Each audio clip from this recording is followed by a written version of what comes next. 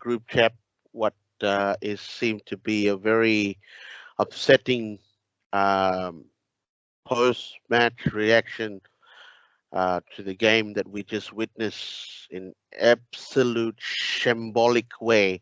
Uh, Manchester United losing 4-0 to Brentford, and I don't know. I'm literally lost for words. Uh, I know a lot of you out there who are watching in the same situation as us. That's how we are really, really frustrated. Um, we've got no more words, and I tell you, and this is something that I've been telling everyone. We are, if we're not careful, and this is something we spoke about last week, Darren. Um, uh, we are very, very conscious of the fact that this could be a relegation battle if we are not careful and we've not put in the important fundamentals of building a team to be able to to compete in the Premier League, as it's shown in the last two games. Two teams on paper would have never come close to what United would have gone. And I can see, welcome, Mervyn, Um, back. uh, yeah, I'm in darkness because that's how I feel. Yeah, Okay, I this is can imagine. bullshit. Yeah, this is really, it's really upsetting. I was watching. If you guys have seen the pre-match show, um, um, there was a lot of confidence from Quintin Fortune and Owen Hargreaves. They said that they would expect a response from United after a poor performance against Brighton. They were a little bit concerned with only one change, which of course the positive change was splitting up, which most fans like us ourselves as well have wanted to get and break up the partnership between Fred and Chris and McTominay. And the change was to bring on Cristiano Ronaldo to start the game.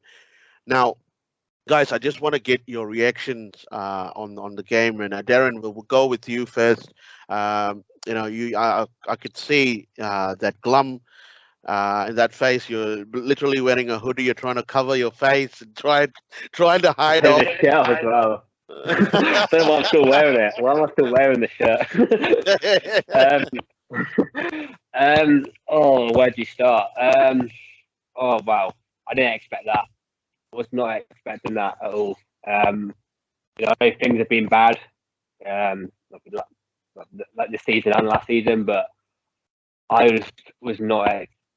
Just for me, what the frustrating thing was just the goals you could see. And it wasn't like Brentford were like doing anything great to score the goals. They were just so simple, the goals. Like they were just like, I mean, the first one, the game makes a mistake, but even before that, we lose the ball, too easily in the mid. We had a throw in, and then 5 seconds later, the ball's in the back of the net. Like, how is that possible? And then the second goal, I can't even remember the goals now. All they're also bad. And I think one of them was we lost the ball in the midfield, didn't we? And just the goals, and there's no, as we said earlier, there's no lead in the team. And when we lose one goal, the confidence, the heads just drop, and I don't know how to get out of it. And you just don't feel confident now. As soon as we go 1-0 down, they just don't know. You just have no confidence anymore that they can get back into it. And as I said before, some of these players are just. I think the badge is just too big for them. I just don't think. I think some of them on the I think they've had the last chance. For me, it's probably too late now. It's 2 weeks left of the transfer window. You're not going to get rid of these players because you're not going to be able to replace them. But I don't know, where do we go from here? This is rock bottom. This is literally rock bottom. After losing last season to Man City and Liverpool, you kind of not accept it. But they're the top teams. So you kind of do expect it in a way. But to lose to Brighton 4-0, Brentford 4-0, that's just not acceptable. You know, not acceptable at all. And I'm just so pissed off with it. Honestly, the players don't seem like they care. They're all moaning at each other. Look, Fernandez at the end, you know, he's probably lucky to stay on the pitch. Like, it's just, and that's what I think about Fernandez. He's one of them who just moaned. Like, we mentioned it before, didn't we? I think on the pre-match. That's it. As soon as he doesn't get his own way, he just starts throwing his toys out the pram. And there's a lot of them like that as well. You know, Fernandez is what, like the main one, but there are Ronaldo. There's a lot of the whole team basically, and it's just absolute. I'm just stunned. Just stunned. I just don't know what to say. It's just one of those where, where do we go from here? Yeah. Actually, it's a quite an interesting point. Before we get Mervin's reaction, I know he has had a really tough night at work, and watching United get obliterated like that. Now, I've got a few points that I wanted to make that I've sort of noticed. I think for me, this is just as I said, it's my personal observation for the game. I mean, like what we correctly said in the last chat, me, you, Mervin, and Darren, the three of us actually were set on this, that we are unnecessarily actually putting out there a bad omen. The fact, and the commentator did say, we have not lost to Brentford since 1939. And 38, is it 38? Yeah, 1938. Pardon me. And that's an unwanted record that we've just shattered, you know. And to lose 4-0. Now, I think from a perspective here, the game was lost with the two howlers by David De Gea. I'm really shocked with De Gea's ball catching today, especially with the first goal and the second one. I think that's something that Ten Hag's really got to look at, because I've noticed that we're getting caught out playing from the back. Now, playing in the Eredivisie is completely different from playing with the Premier League. As you can see, Brighton and Brentford had literally watched the way United played in pre-season and how they started playing from the back. And what they did was they actually literally put pressure. Their runners, their strikers, the front men literally put pressure, because we cannot play from the back. I don't think we have the experience. We have the right players to play from the back. I tell you, I don't know why we started with Shaw. Shaw is completely out of his depth. The second goal, or was it the third goal, that was clearly his fault. He was not running. He was not waiting. He did not even get. When you're defending a ball, when you're attacking, when you're sitting at the halfway line, and you've got a Brentford player there, now you should have been ahead. You should have been getting ahead, at least 1 or 2 yards ahead of the player, or making that stride, or keeping pace with him. Shaw was nowhere close to keeping him, and this is my problem. I don't know why Ten Hag stuck with Shaw. Now, there can only be two reasons for this. Look, he played Shaw basically to give him another chance to prove that he can actually be a starter on the left back situation. But I think I would go with Malaysia. I think, yes, he's younger, less experienced, but the hunger in him, you saw that game in the second half, that changed a lot. Even the commentator said it was astounding when Andy Townsend was asked the question, who do you think was the best player out there on the field? He said, I'm literally scratching my head.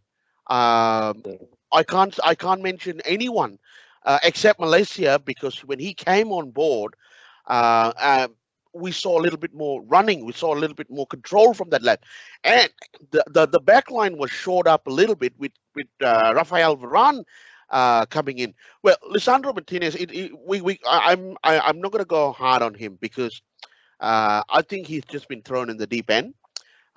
We were expecting a bit too much from him because he came from the Eredivisie. It's a very different league compared to the English Premier League. Now, with the 2 games, I think he will learn from that. I think we've got to bring Varane back in because Varane's had a full season. He understood the pace of the Premier League and what's needed for the Premier League. Varane is fast. He's a World Cup winner at the end of the day. He's a World Cup winner. He knows how to play at that level. So I think that's one change that needs to be made, especially against Liverpool. And I would go with Malaysia. But see, the thing is, if you look at the pre-match show, we all watched our ex-players, the players that have given their heart and soul to United. Quinton Fortune, I think, or was it Quinton Fortune, or was it Owen Hargreaves mentioned? The team were down 4-0. Yes, 30 years on from when the Premier League started. On Monday is basically the 30th anniversary, and United basically started the Premier League that season. They lost the first 2 games, and I hope there's some sort of comfort for us. Is the last time United lost the first 2 games of the season, they ended up winning the title, and that was the first Premier League title they actually won 30 years ago. Well, all of us can only hope and pray, but looking at that performance, none of the team were running. None of the team were hungry. And going back to what I was saying just now about Hargreaves and Quinton Fortune, they mentioned when they were playing, they would be running the field. They would be putting in a shift. None of these players did that. None of them. Absolutely. They were just stroking the ball. They were losing the ball. There were no focus. There was no drive for them. I mean, how many times have we been 3 goals down in halftime and come back and won the game because of the attitude? That's been lost. That's completely lost. And you know what? Even to put it out there again, guys, we're sitting 20th on the EPL ladder. We are literally sitting. I think this is the first time we've been last 2 games. I don't think we've conceded that many goals. We've conceded 5 goals, and that's a bigger problem. We've got Liverpool next week. I don't know. To me, I'm telling you, Bruno and Eriksen can't play together because Bruno was totally off the game. We didn't see Bruno at all. He got himself booked because he was frustrated as usual. His shots were flying way off target. He did nothing. Sancho had a poor game, a very poor game. Rashford again was he was trying here and there, but I would give him a 2 out of 10. I would give him a 2 out of 10. I would give Sancho. I'm sorry, but I would have given Sancho 0 out of 10 because he kept losing the ball, and Diego Dalot, when he started putting the box into the the balls into the box, we saw a little bit. At least Eriksen had a header and 2 headers from Cristiano. Yes, it was way off target, but here it is. He is getting on top of those balls. We're not doing enough. We were not trying enough. We've just completely 2 howlers, and we've completely lost our way. But anyway, Mervyn, I want to get your thoughts on it. You watched the game as well.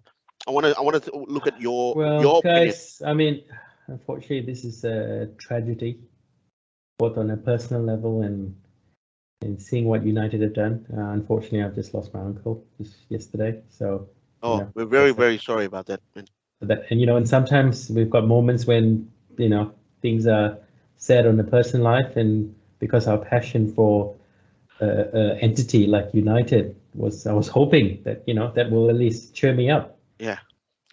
But to see how far we've dropped. Last season we were considered a mid-table team, and now this season I don't know. Are we a relegation battle team? I think Joel, you did mention it in one of our videos before. Yep. Whatever you said is coming true. Whatever I mean, I even started earlier with the pre-match. I said, all you have to do is pressure the forward, and you can see the way it was set up. And like you said, they're playing from the back. All you have to do is cover on each side, get in between Maguire and Martinez, and avoid the ball from going to the wing backs to Dallo and Shaw. And that's it. You've got them cornered. Where else the ball is going to go? Yep. And then, I mean, we've got a new manager. We've got a new style of training. I mean, they're United are so big on showing on the training sessions nowadays. I mean, but we're not seeing the benefit of that on field. I mean, I'm sure. Who's at fault? I mean, are they not following the tactics that that Ten Hag has laid out? We're so amateurish now. I mean, I think even one of the championship teams can easily beat United now. I'm already to the point to say, don't even start any of them for the next game. So what? We've already lost 4-0 to Brentford. So what if they start the youngsters next game in Liverpool and lose 4 or 5-0? So what? At least we can say, oh, they did better because they are, they're not a first team player. I'm lost for words. Seriously, guys, I have no idea how. I don't know how Ten Hag's going to feel now. I'm looking forward to see what his post-match conference is going to be like. Definitely, Bruno needs to be dropped. I think everybody. Yeah. Okay. Again, I'm going to say everybody needs to be dropped. I don't care. I think I mean, it hurts. It hurts. Okay, it hurts so bad to, for us to have such high expectation. We saw that. We saw the friendlies. We thought, oh, there seems to be a method now. We can see some, something happening, a link-up play between all the different parts of the field, but then it's all lost. What's changed? I mean, I'm sure Eric Ten Hag has implemented a philosophy like all the other coaches use, but we just lost it. We lost the plot, and we do not have leadership. Again, I think it all comes back to leadership on field. Correct. I didn't see any leadership. I mean, I saw Ronaldo was doing that to say, hey, let's after the second goal. Yeah. Was that a sign to spur things on and said, hey, let's just forget it and continue. Yeah. And then I was thinking, oh shit, could this be this whole bad luck jersey thing that I shared with you guys midweek about the Southampton game where we got thrashed 6-3 because we wore the grey jersey and then we retired the jersey forever. So what was something that they have in common? Both of them were red and white stripes that we got. I think they should retire the jersey. I mean, like I said, when I was looking at the video from the start, I mean, I couldn't tell the difference between the field and the player. I mean, they all blended in. And the sun shining on top of that as well. Correct. So maybe retire and bring out another kit. But anyway, guys, but I think enough excuses for all these players. I mean, they're bloody being paid big bucks to perform. So and to say that they can't soak up, they're not at that level. They are at that level. I mean, what more can you ask them to do? I mean, so again, moving on, I think we should just start playing our youngsters and give them a chance. I mean, if the first team cannot step up and at least perform to an expectation, again, even if they had won or lost 2-1, at least fine, they came back. But to go 4-0 at the first half, I mean, very important point, Mervin. We've just I've just got news that this is the worst ever situation that we've been in since 1992, where we're actually sitting at last from the literally last. Joel, I mean, since last season we've been breaking records for the wrong reasons. Yep. Yeah.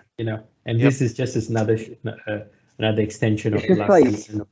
It's just every game. It just always seems to be something. It just gets worse and worse. There's no progression. There's just not you don't go into a game after a game thinking, oh, we've seen something that gets you your hopes up. We're just seeing we're not seeing anything. I mean, Just these guys. I seeing mean, the same this whole thing, this loss now is going to even is where they're going to strengthen the cause for the sitting out of Old Trafford next week for the Liverpool game. Yeah, that's what I think it will. But again, when I text with these guys, I said, it could be a conspiracy. Maybe the players are indirectly trying to get the Glazers out by not performing. It could be. Yeah. I'm sure you guys all saw that. I mean, it was very evident. The cameras were pointing at the way I really felt sorry for the fans. I tell you, I feel sorry for Ten Hag. I mean, he's come on. They've given him this role. I mean, he's a quality coach. I'm not going to blame him. I'm going to blame management and player. Yes, exactly. I mean, Richard Arnold was there. He was sitting there. Did you see him? Literally, I could see that shocking face, that literally shocking face. And the commentator even did say, Andrew Townsend actually mentioned, they've got 3 weeks or 2.5 weeks to salvage this, because that. But Joel, but again, who are they going to bring? I mean, they're talking about Robert. We're just going to bring mediocre players to make us look mediocre. I mean, okay, guys, to be honest, I think I'd rather swap team and just get Brentford playing for the next of the season for United and just keep, Yeah, that squad we've got there is basically our squad for the season. We might get 2 more players, but we're not going to get rid of any of these players. Yep. These are on big wages. There's no way we're getting rid of them. So that's the thing. We have to have this squad. Hopefully, we can get a couple more. But the thing is, though, looking at that tonight, who's going to want to come and play with that squad now? Yeah. You look at the people we've been linked with. No one wants to come before. After watching those first 2 games, no one's going to want to come now, especially. They're going to think, why would I want to go there? Darren, to put on, to pile the pressure, on Twitter, someone just mentioned the United faithful. So they've actually mentioned that Ragnick was 100% spot on about Manchester United needing an open heart surgery and maybe 10 new players. That's almost a full team. That's literally the first 11. Said it as well. Van Gaal. Yeah, they've all said it. They've all said the same things. Yeah. So it's not getting any better. There was one thing I'm trying to find in Twitter that was really interesting. That came out. One of the they were talking about. I'm trying to find about. Anyway, we'll move on. Joel, I mean, I think the passion for is gone now from this club. I think none of the players have the passion. No. I think Risley should just, while we got this transfer window, why don't we just start selling players? To be honest, to recuperate. Play the youngsters. Literally, play the youngsters. Playing the youngsters. You've got nothing to lose. I mean, we've got them. Well, you know what's the problem, guys? The problem is, as much as we want to sell players, we can't sell players because of one factor. We've overpaid them. Nobody wants to play their wages. So most of them just want to sit back and say, hey, fine, you don't want to play me. It's okay. I'll enjoy getting a payday. I'll keep myself fit. I'll put myself up. Wait for 2 years. At least I'll get my literally a Phil Jones story. It doesn't matter. I'll just sit down and get paid. I don't care whether I go to the next club or not. My career's coming to an end. I might as well just enjoy it. Let my body heal properly. And go and do something else, put some money into the investments and live life like that. They don't care enough about the club. It is very simple. You look at that team there. There's literally only one player that played. Well, I would say 2, but one player that has been through since 2002 till 2022. That's 20 years, right? That's 20 years he's known Manchester United. And this is the player that played for Manchester United. I'm talking about Cristiano Ronaldo.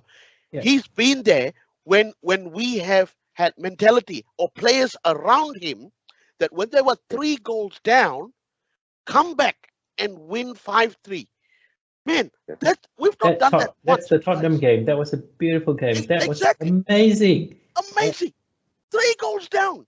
See, Joe, that's the problem. I mean, in the past, like I think we've also mentioned this. We mentioned there's a lot of the same themes that we've been talking, and I guess it's going to be the same things we're going to be talking over the next for the whole season. But United do not know how to come back, and you can see I've seen all the chats. I mean, once they're 1-0 down, that's it. They lose the plot. They'll just concede. They do not know how to dig themselves out of the hole that they've created for themselves. As I mentioned, no leaders. We've mentioned all this before. There's nothing's going to change until this is sorted. It's going to take a while. This is not going to be done overnight. But I mean, guys, I think this is another reality check for the club. I think we just need to understand that it's just we're going to have a hard season ahead. Expect a lot of criticism from all the people out there. But again, as passionate friends, I'll still support. I'm not going to say I'm going to still be here, guys. Don't worry, we'll still be here, still making the same amount of videos. We'll still be. There's a news story that's just come out. I'm trying to get the thing by it was actually put Jared, out. any of your friends out in City out of Old Trafford, are they going to protest or anything coming up? I'm sure they need to do something. Seriously, Darren, we need you to rally the boys up there, up in Manchester. But there's a story coming out, guys. I'm going to read this story. It's quite interesting. Apparently, from Colin Miller from the Mirror. He's actually said that Cristiano Ronaldo snubbed a request from Eric Ten Hag's assistant coach Steve McLaren to acknowledge Manchester United fans after the humiliating 4-goal loss at Brentford. 4 goals in the first 25 minutes from Josh De Silva, Matthias Jensen, Ben Mee, and Brian Buema left a shell-shocked United reeling. Now, this is coming out from Old Trafford. I mean, from the Brentford Stadium, saying that this is the frustration, and I don't blame him. Cristiano Ronaldo has been in the news, and everyone's going to be focused on his reaction, and every little thing is going to be, and this is the thing. Every other media outlets out there is going to focus on United as what, and again, I'm quoting what Andrew Townsend said just now. Tomorrow, the headlines is not going to be about Brentford beating Manchester United 4-0, which is a great and a big achievement. Their manager did a fantastic job. He knew how to play United. He bossed them in the midfield. He knew how to play from the hitting them on the counter and bossing them, especially during. But Joel, but I know this whole bossing, but it doesn't do rocket science. If you use last game as a template for any manager going forward to play United, there you go. It's easy. It's there. Press them. That's all you need to do because we're not. And he knows which player cannot withstand the press. Maguire, no way. Nowhere near. Maguire he shouldn't have played tonight. Varane should have played. Correct. Varane should have played. Look, Martinez is. I wouldn't boast his burst his confidence. I think he's a new player. I think putting him in the last 2 games, well, it could work either way because that's what he needs. He's someone good next to him. Yeah, but I think he will learn from this too because he again. I've seen the clips of him playing. He's a great defender, but I think he just doesn't realize the pace of the Premier League and also the physicality of the Premier League is completely different from the Eredivisie, which when he played in Holland. It's completely different, and I think Ten Hag has got to literally sit down now, take a couple of steps back. Right, okay, we've lost 2 games of the season. That's fine. It's still early days. 6 points can be clawed back, right? We're still into other competitions now, but this problem needs to be fixed. Charles, talking about Ten Hag, I mean, yes, I understand that. Okay, he's never managed in a Premier League setting. But Steve McLaren, he's been there. Yeah. Well, I again, would have thought he would have given him some insight into what the Premier League is all about. He's been a first team yeah. manager See, himself. see, there are two ways of looking at it, Mervin. Now, I'm quite certain that one of the reasons probably why Ten Hag brought Steve McLaren in, because Steve McLaren worked very successfully with Sir Alex Ferguson, and he understood. But time on from then, from 10, I would say 12 years now, or no, I wouldn't say 12 years, probably 9 years on now, from when Ferguson last won the title. Um, the game has changed so much. So the pace of the game has changed tremendously, and what Ferguson has always used to enjoy playing the 4-4-2, the flat 4-4-2. Uh, in today's game, I think it will work in some against some teams, but can also be a detrimental fundamental against in other teams as well, because it just doesn't work. So the dynamics of the Premier League has changed. So the formations have changed tremendously.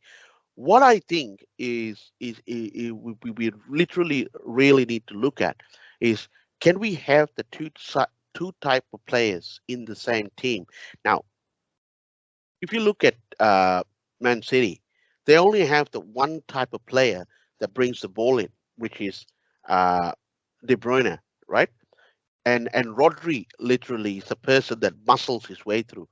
Now, in that team, I think Bruno and Ericsson are pretty much a similar type of players. Uh, they they they're very good at pushing the ball forward. They're good at looking at the runs. Good at swinging the balls into the box. But I think there's an ego clash there, because Bruno in the last two games has completely disappeared.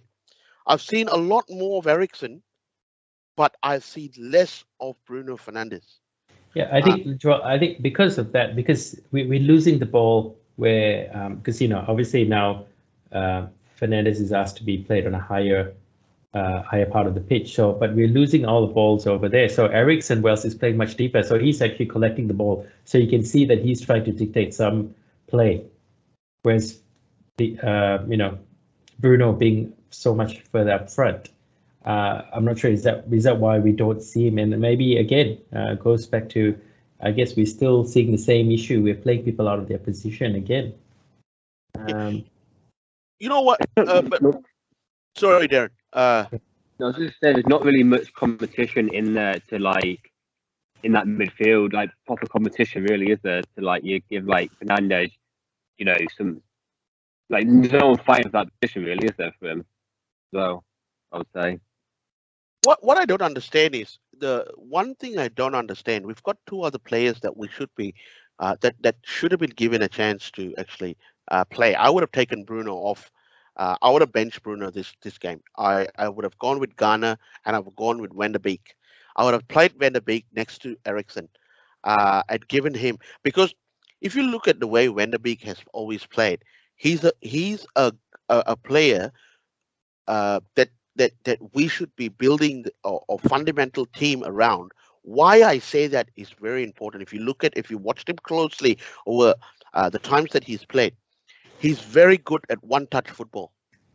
And one of the things that you notice today, Brentford they did a lot of one-touch football. United only had 2 or 3 spells where they played in really good one-touch to get into the box, right?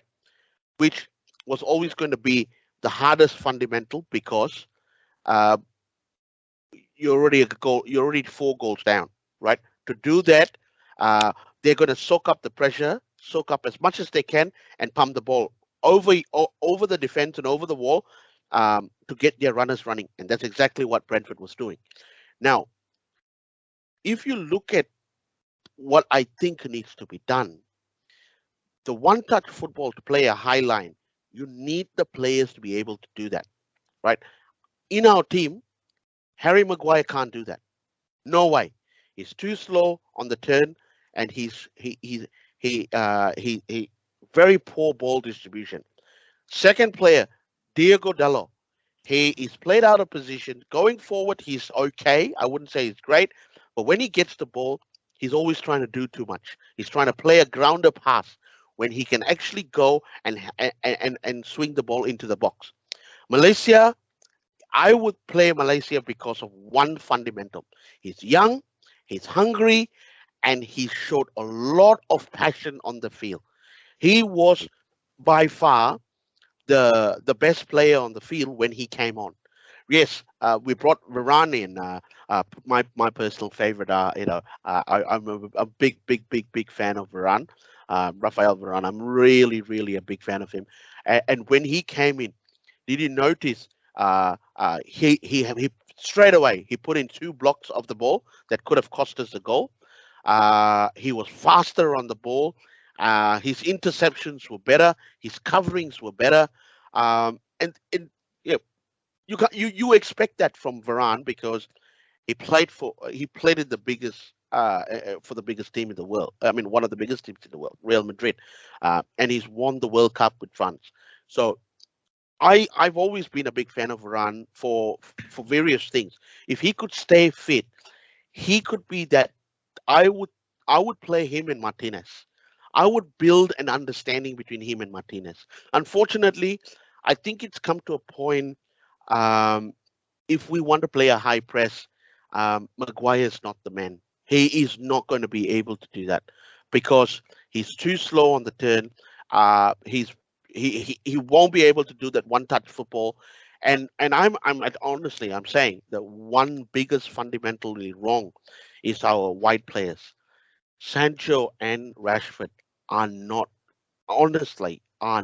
performing. I don't know whether Martial injury has got a factor to that because when they were out here in Melbourne and also in Thailand, we saw in that preseason the 3 linked up really well.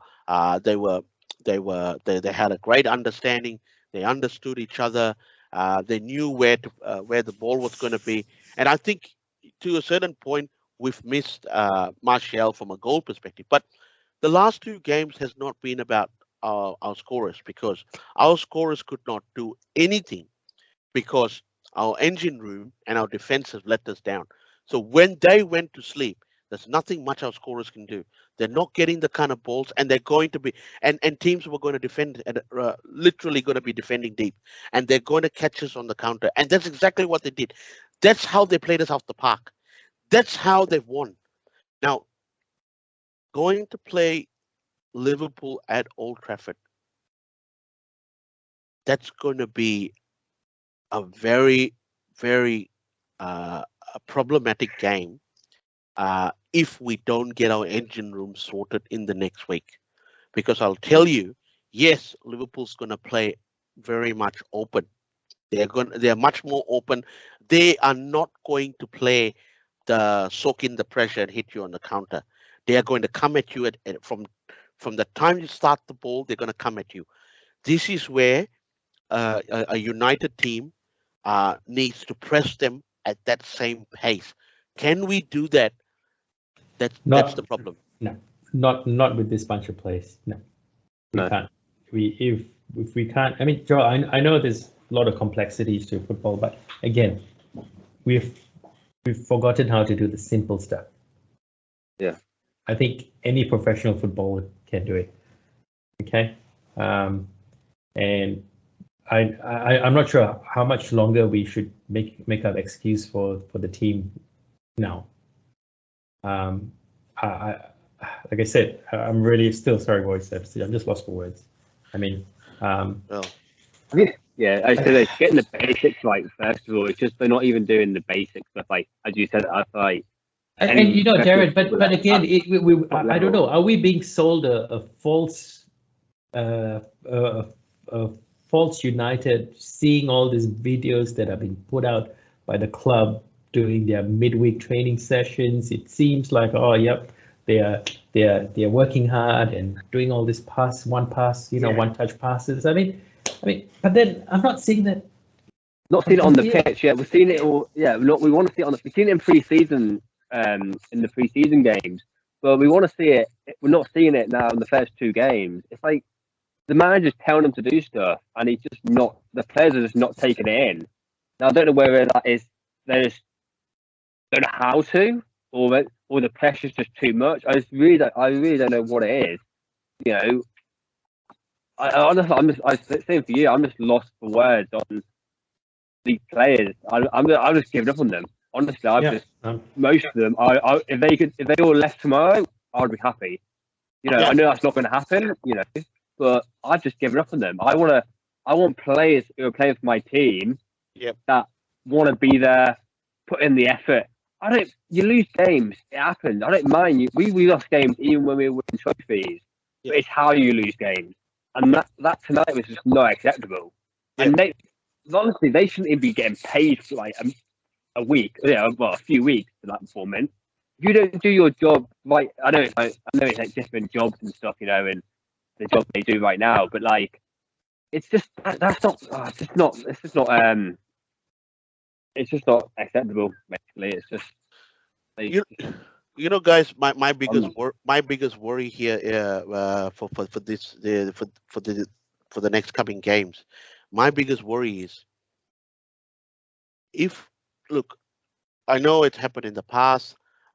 We've lost 2 games and we've come back and won the title. It's all fantastic. It's great. We are comforting ourselves. Now, looking at the whole team, there are real problems to it, and that's a big problem down to the owners not fixing the problems that they need to. Because now I put this out there for you guys to ponder. If we go and lose to Liverpool next week, another 4-0, right? And we lose the next game after that and the next game after that. Now, don't you think that's going to be in a situation where Ten Hag's job is going to be on the line? Because it's expected. Yeah, go ahead. No, I feel sorry for the manager because he's a top manager. He's like done good stuff with Ajax. He's just coming to a team that is just not. He hasn't got. It's not his team. This is like a team from Alex Ferguson, Mourinho, Van Gaal, Solskjaer. This is not. He needs 2-3 years to build his squad. So yeah, and the thing is though, with this club, I would not be surprised in a year's time if we're like in the bottom half, we get rid of him. It's not the right call, definitely not. But it wouldn't surprise me with this team, and we could let another great manager just disappear, just like that, and then we'll be back to square one again. Yep. Yeah, but it's a real thing for us to actually watch out for, because if this is going to keep happening, the games are not going to be easier as it comes. Yeah, I mean, I think the big morale booster for us, but I don't know whether this team can pick themselves up.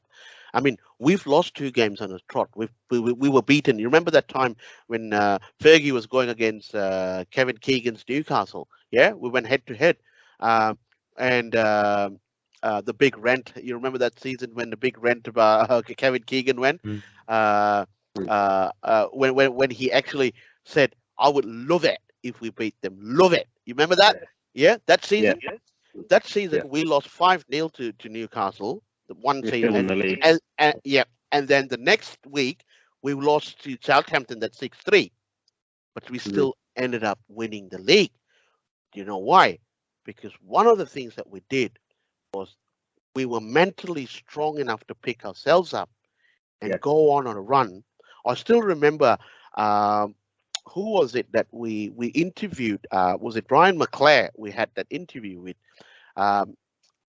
They was always said that they would have a sort of a choppy start at the start of the season, and then they'll start to pick up. Come Christmas, they'll start winning most of their games, and when it comes to January, especially with when the FA Cup comes into play, the second round of the Champions League, all of that start to come in thick and fast. United would go on a big run. They would go on a run that they would win 5, 6, 7, 8 games in a run. 1-0, 1-0, 1-0, 1-0. Yeah, you remember those seasons? Yeah, we were all there during those seasons. The factor was when we lost the game, we knew how to pick ourselves up. My concern with this bunch of players and the whole hierarchy, the whole internal factor that has been put in there is not able to drive that with the players. Is not able to go out there and say, guys, okay, I don't know whether Ten Hag can do that, because the way I look at it, in that dressing room, there's so many characters there that they're creating camps among themselves. I mean, that's what the leaks were saying last year. Everyone was leaking. Players were leaking it out on social media. There was a tweet. Yes, that was actually that was the tweet that I was actually going to mention to you. I think was I can't remember who it was. One of a respectful journalists tweeted and said, I really don't want to see Twitter today or or any sort of tweets or any sort of social media posts from the United players saying, "Oh, we're all hurting. We need to stick together." Yeah.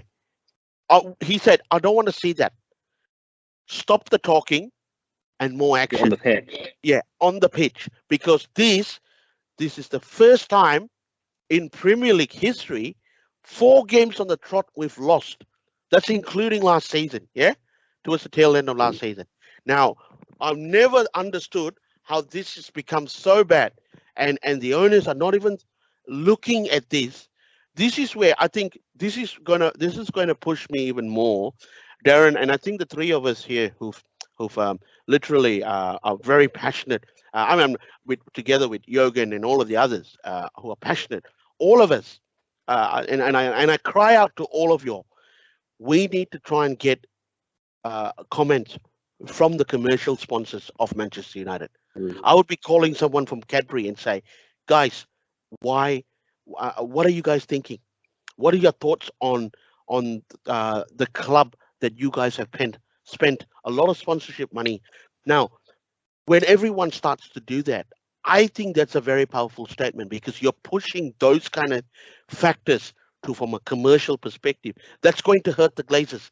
That's the only way that we're going to get them to sell this club, because I want owners that see this not only from a business perspective, but sees this as a passion. We are the fans that pour money into the club by buying the jerseys, right? By buying the season tickets. This cannot keep going on. I was upset. I was disappointed in seeing those faces of fans at the ground. Yeah. It was very painful. Something needs to be done, guys. And I tell you, and I'm going to do this. And I think you guys push as much as you can. Get a comment from the people that are sponsors of Manchester United. I want to get them. I said, you guys paid a lot of money, a lot of sponsorship money to be associated with the best club in the world, or I would think the best and the biggest club, one of the biggest club in the world. Yeah, one of the biggest club in the world. We are no longer the biggest. We are one of the biggest club in the world, right? You sponsored them. Now, why aren't you asking these questions to the owners? If we don't fix 3, 4, or 5 players, this United team in the next 2 weeks, guys, I'm telling you, we are going to be fighting for relegation. And I am very worried for Ten Hag, because if we go on that run that we're going to be losing, he's going to be, honestly, his head is going to be on the chopping block. His head's going to be on the chopping block. More the fact that he's going to leave, they're going to be forced to sack him.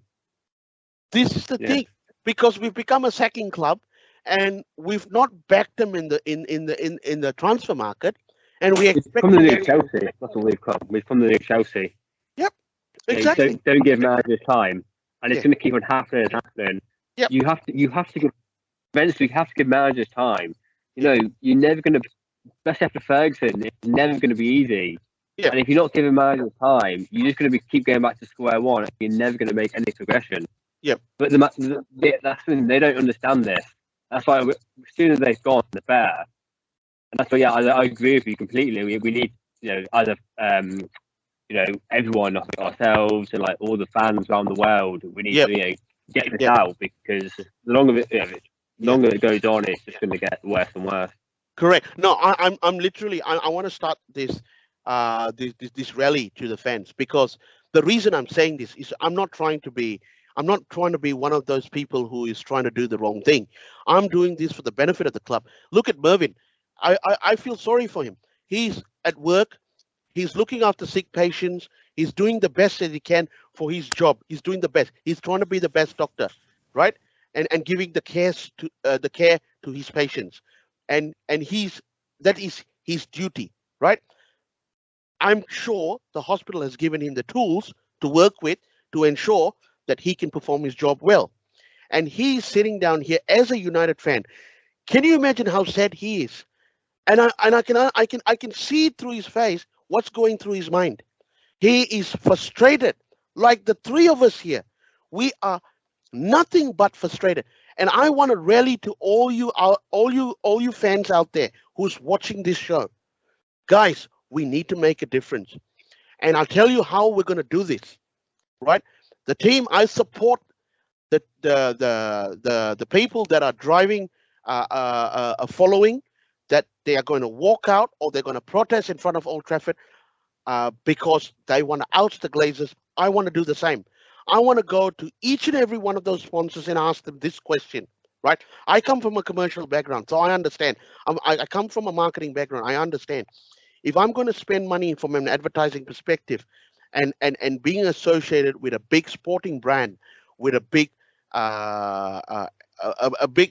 or any big brands, that if I want to sort of associate my brand with, my value that I'm expecting is the learnings or the product, the development of the product, whether it's on the field or whether it's something that you eat or anything of that sort, to be top class, to be number one, right?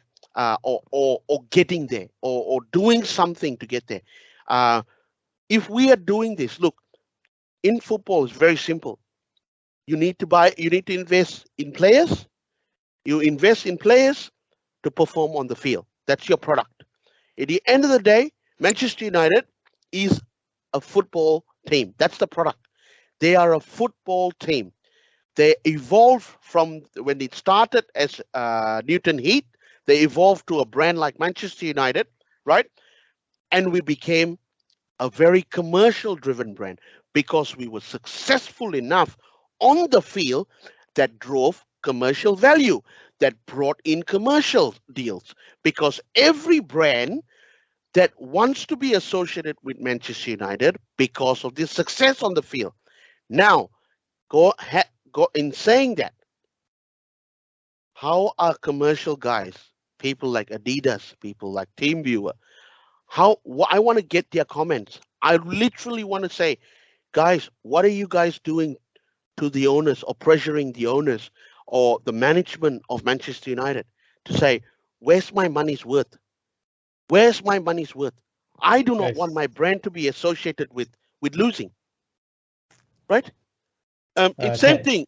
Ten Hag has, sorry to interrupt there, Ten Hag's actually got a post-match thing up. Okay, Mervyn, can you give us some of the views? I'm just going to have a quick listen. Yep.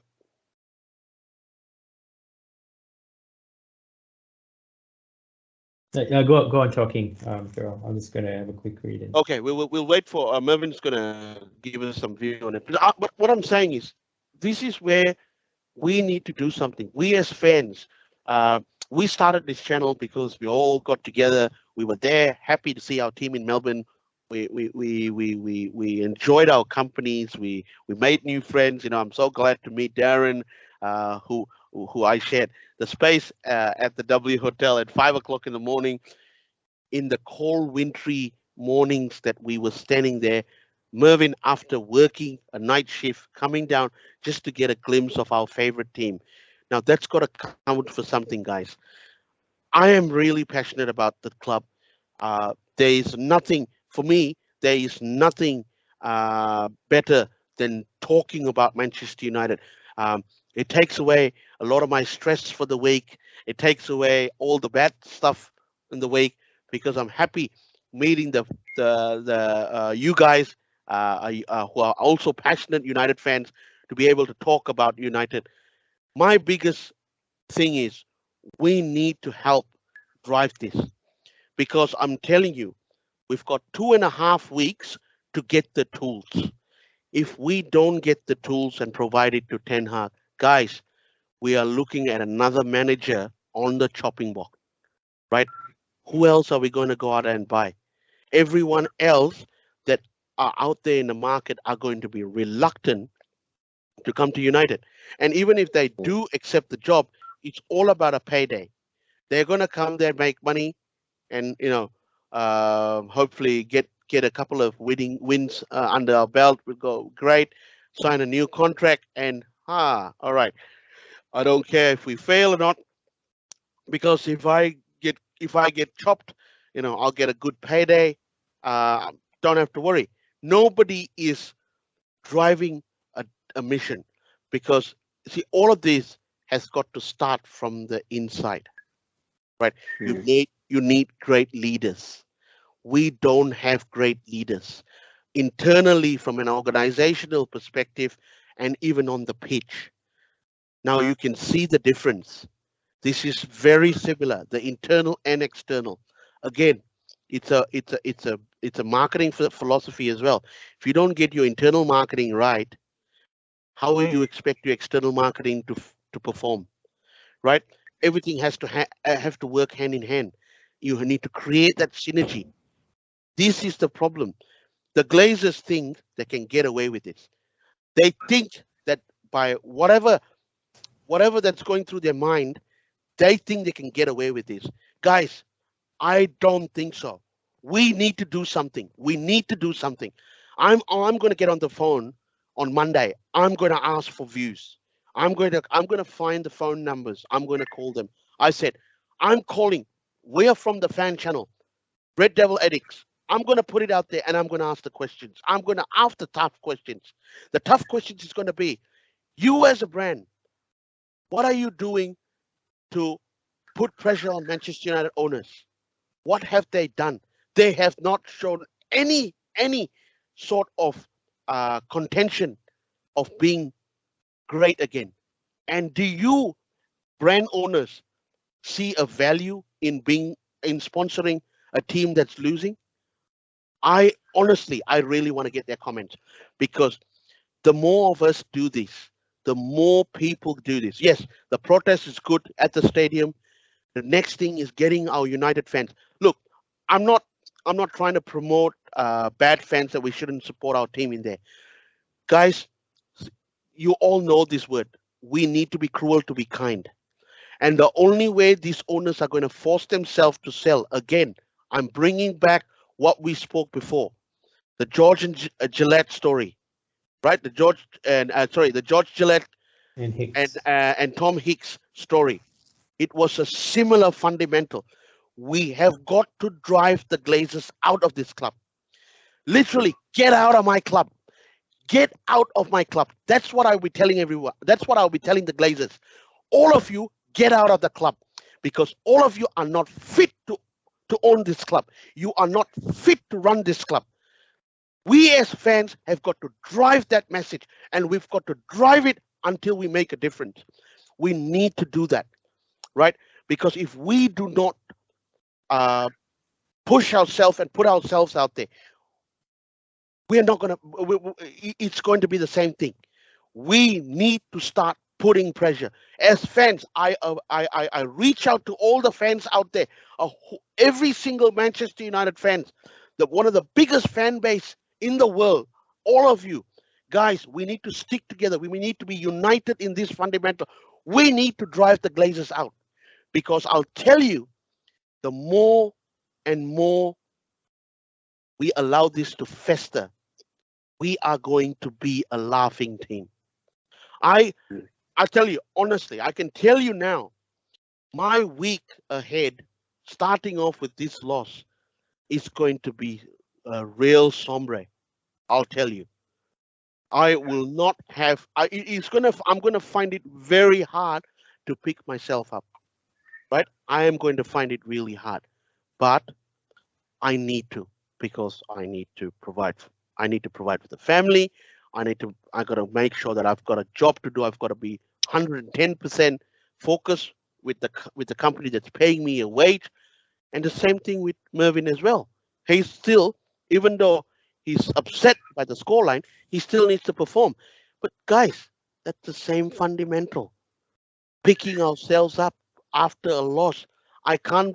This is why I'm asking the question. And talking about that, Gerald, so just having just was a two-minute post-match video from Ten Hag, and he's still using the word mistake. I mean, they did a mistake last week. What's the excuse for this game? He's still saying mistake. I mean, are they held at a lower standard compared to us? I mean, we all of us have jobs. Imagine if we had two mistakes back to back. You know, why do these players who get paid 10 times or maybe 50, 100 times more than what we earn, but yet they're allowed to make mistakes? So I don't know. Is he now making excuse? I understand he's dealing with a bunch of fragile players. He doesn't want to lose their trust by going hard on them. I don't think he's that kind of manager. Well, Fergie could do it. You know, remember Beckham having the boot thrown at his face and, you know, all that. I don't think that's ever going to happen in this current United setup. And then obviously he feels very sorry for the fans. And then they even asked him, okay, so what's planned for Mondays? Yep, he said we're just going to train, we're going to analyze. But you can see, I don't see any confidence that he has on the players. Again, he's obviously humiliated. I mean, maybe that's why you can see it's reflective on the way he's even given that post-match interview. But you know what? I tell you, guys. We could go on talking about this all night long. I know we've all had a long night. It's literally 5:40 a.m. in the morning here in Melbourne. And Joel and I are supposed to meet up soon. And Mervyn and myself are actually meeting up, and we're gonna do some Man United videos. Are we still gonna do it after all that? Well, we got to, we got to do it for the fans, for our fans at Red Devils Addicts. So we got to do it. We still got to put out a smile up there. But just to finish off on the post-match reaction. Now, Ten Hag doesn't have the reason he's putting it out. You and I look at it. I can tell you, from a media perspective, he's literally putting a front out there. He knows he does not have. He knows the what he just said. It's not an excuse, because journalists are not going to buy it. The fans are not going to buy it. But again, he's got no choice but to say that, because what the real problem is, he cannot say. He's under oath. He's under contract. He can't say it, that they have not provided him the tools to work with. You talk about mistakes. Yes, everybody makes mistakes. Mervyn, you're a doctor. You're a well-renowned doctor within the organization up north. Yeah, for the company that you work for, right? Can you afford mistakes? Because one mistake from you will cost a life. Now, that's a sackable offense in your field, correct? One mistake, isn't that a sackable offense? I mean, I'm not saying they're going to do it. Yeah. There's a process to it, but it can be a sackable offense, because literally somebody could lose their life, right? Now, can you just go out there and say, I'm sorry, Mervyn made a mistake? You can't, right? You can't do that. Now, all these guys are being paid loads and loads of money weekly, on a weekly wage, yeah? And the manager is trying to protect, or what I like to call it, paper over the cracks, yeah? But again, guys, look, we'll have to leave it for another day. Darren looks like he's probably in La Land already. I'm, And I'm can you tell you, drained. I can imagine. I'm not going to get enough sleep. I don't know. Me and Mervyn are catching up at 11 a.m. This morning. We're going to do some really funny videos. So guys, don't forget. Please tune in and follow us on Instagram and subscribe us on the Red Devil Addicts on YouTube. We're going to have more funny videos coming up because we're the fun bunch. We want to keep you entertained. I know it's a very Got to. Alex That team's Tellez. not going to do it, are they? So Alex Tellez didn't turn up today because he said, I'm not joining in. I'll just concentrate on Sevilla. I'm not coming back to Manchester. You know? I don't blame him. I don't blame him. I can see why he left now. Yeah, I said, I'll just enjoy the sunny weather in Spain, you know, and all the senoritas here. I'm not coming back to Manchester because not only the weather is gloom, but it looks like it's gloom days for Manchester United, especially sitting at the bottom of the Premier League. Guys, I'm seriously, it's Yeah. very, very, very saddening. But again, thank you very much, guys, for watching. I'm Joel. You're with Mervyn and Darren. We'll see you again. We'll probably go live again as we see if there's any transfer news or anything that we need to talk about that's important to the fans. We will straight away jump on and go live, but we will definitely do midweek transfers to see what's happened in the first 2 days. We're hoping that Manchester United will react to this. It's after 6 days. We've lost 2 games, conceded 5 goals. Well, we've actually conceded 6 goals and scored 1. So yeah, We so didn't basically, score that goal either.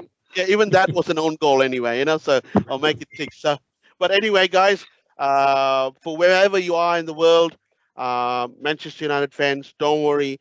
We need to stick together. As I said, as I'm rallying to all of y'all, we need to make a difference. This is Joel from the Red Devil Addicts signing out. Thank you, Mervyn. Thank you, Darren, again. Thank you. We had a fantastic show today. And guys, before I go, don't forget, follow us on Instagram, Red Devil Addicts. Subscribe to our YouTube channel, Red Devil Addicts on YouTube, and you can leave us a comment and tell us what else we can do better. I know we are very passionate, and we're going to continue to be passionate because we love the club. Thank you very much. Good night, good evening, and good morning to all of you around the world. This is Joel signing out from the Red Devils Addicts. See you guys. Yeah. Bye.